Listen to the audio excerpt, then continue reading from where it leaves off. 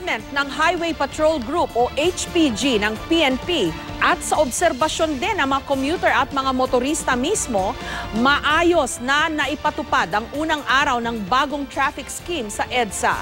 Bahagya raw naibsa ng mabigat na traffic at bumilis ng kaunti ang biyahe.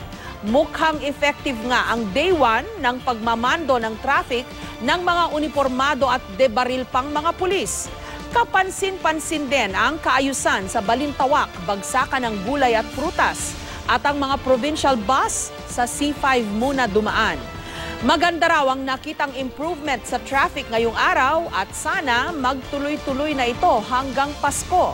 Sana rin hindi mauwi sa Ningas Cogon o yun bang okay lang sa umpisa pero kalaunay hindi na matututukan pa katulad ng mga naunang traffic scheme. Huwag din sana kalilimutan na makinauukulan na ang bagong traffic scheme ay remedyo lang, pansamantalang solusyon.